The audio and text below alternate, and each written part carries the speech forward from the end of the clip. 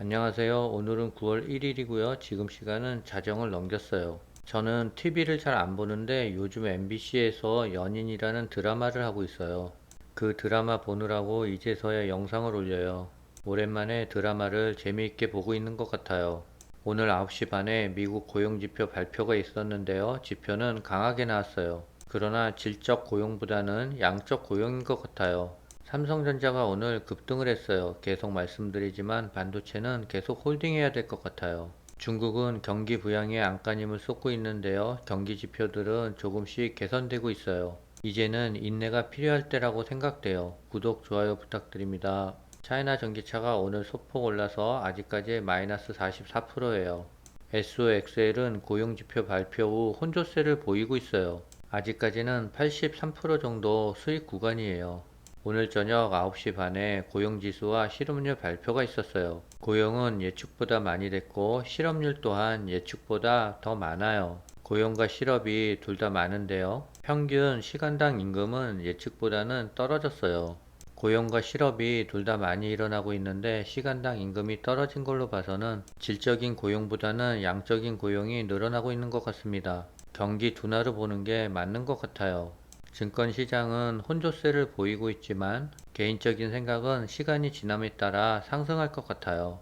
삼성전자가 오늘 6%나 급등을 했어요. 외국인은 800만 주를 매수했고요. 기관은 200만 주를 매수했어요. 삼성전자가 엔비디아의 4세대 HBM3를 이르면 다음 달부터 공급한대요. AI용 가속기 양강업체인 AMD에 이어 엔비디아까지 뚫으면서 내년도 삼성전자 HBM 점유율이 50%를 돌파할 것이라고 전망했어요. 1일 반도체 업계에 따르면 삼성전자는 지난 31일 엔비디아의 HBM3 최종 품질 테스트를 통과했다 하고요. 공급 계약에 합의했고 조만간 정식 계약을 체결할 계획이래요. 두 회사는 내년도 공급 물량에 대해서도 구체적인 수치를 논의했대요. 계약이 최종 체결되면 삼성전자는 이르면 다음 달부터 HBM3를 공급하게 된대요. 엔비디아는 그동안 HBM3를 SK 하이닉스로부터 독점 공급을 받았는데요. 삼성전자도 이번에 엔비디아에 공급하기로 하면서 HBM3 최대 고객을 확보했대요. 엔비디아의 최신 GPU에는 HBM3가 들어가는데요. HBM3는 D램 최신 제품인 GDDR6 대비 총 용량이 12배나 되고요. 대역폭은 13배가량 높은 것으로 전해진대요. 삼성전자는 앞서 AMD에도 HBM3를 공급하는 것으로 알려졌는데요. 최근 삼성전자 HBM3가 AMD의 최종 품질 테스트를 통과한 결과라고 합니다. 삼성전자는 엔비디아와 AMD의 HBM3는 물론 GPU용 첨단 패키징 서비스 공급도 추진한대요. 첨단 패키징이란 GPU 칩과 HBM3를 묶어 고성능의 GPU를 가공하는 작업이래요. 엔비디아는 그동안 TSMC에서 GPU 첨단 패키징 물량 대부분을 맡겼는데요. 하지만 최근 AI 확산으로 H100 수요가 빠르게 늘면서 TSMC가 엔비디아의 주문량을 소화하기가 힘들어졌대요.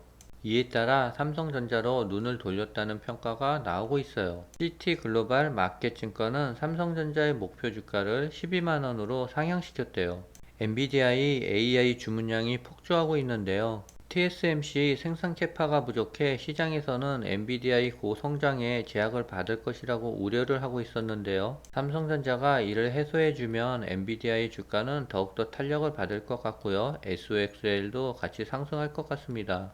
미국 증권사 워드부시가 기술주의 새로운 강세장이 왔다고 진단하며 연말까지 기술 부분이 더 상승할 것이라고 전망하고 나섰어요. 31일 웨드부시 애널리스트는 이날 어젯밤 세일즈포스, 옥타, 크라우드 스트라이크와 같은 기술 기업들이 좋은 실적 및 가이던스가 IT 지출 환경을 완만하게 개선하면 연말과 내년까지 기술주에 대한 새로운 강세장을 만들 수 있다는 우리의 주장을 강화한다라고 밝혔어요.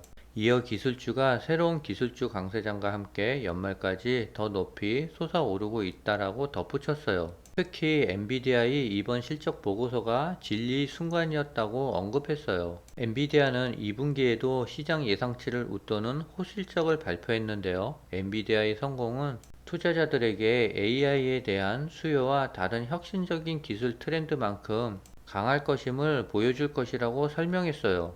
또한 AI를 인터넷의 초창기와 비교하는 것 외에도 2007년 애플의 첫 번째 아이폰 출시에 비유했어요. 즉 AI의 앞으로 성장이 무궁무진하다는 뜻이에요. 한편 일각에서는 현재 주식을 짓누르고 있는 1년의 거시적 압력을 고려해 약세 전망을 유지했으나 웨드부 씨는 강력한 AI 수요와 IT 지출은 시장을 강세 방향으로 이끌 것이라고 보았어요. 세계 시장은 AI와 전기차로 변하는 변곡점에 서 있는 것 같아요.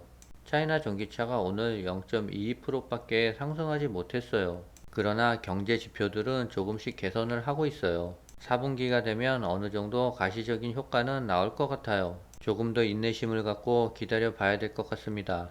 미국 정부가 전기차 공장으로 전환하는 내연기관차 생산업체에 16조 원 규모의 예산을 투입하기로 했대요. 배터리 공급망에도 4조 원 이상을 지원한대요. 조 바이든 대통령이 자동차 노동조합의 표심을 얻고 중국 전기차 배터리 발전을 견제하기 위해 내놓은 조치라고 풀이된대요.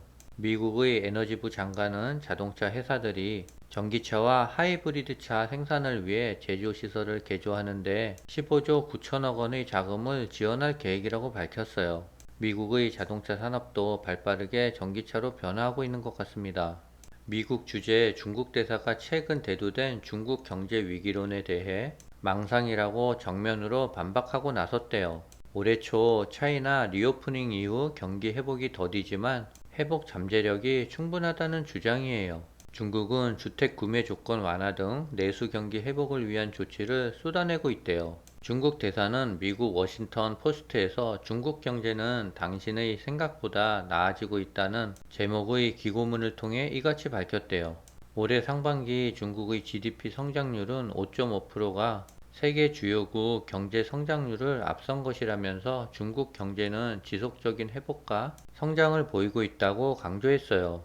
이어 중국이 경제적으로 붕괴할 수 있고 미국은 여전히 번영할 수 있다는 생각은 완전한 망상임을 많은 미국 친구들이 깨닫게 됐다며 미국은 중국에 대한 기술 수출 통제와 투자 제한, 경제 제재 및 고율 관세를 해제해야 한다라고 주장했어요. 세계의 각 선진국들은 경제 성장률이 1%에서 2%밖에 안 돼요. 그러나 중국은 아직까지 5%대의 성장을 하고 있어요.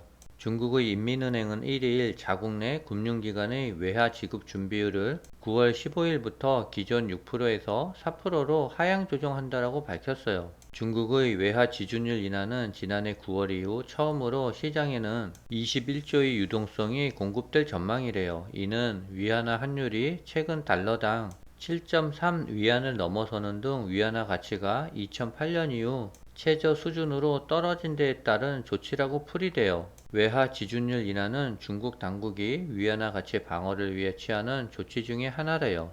위안화가 하락하면 차이나 전기차 주가도 같이 하락하는데요. 위안화 가치 방어를 잘 했으면 좋겠습니다. 또 중국이 예금 금리를 인하했어요. 중국이 예금 금리를 인하한 의도는 저축을 억제하고 소비를 진작시키기 위해서예요.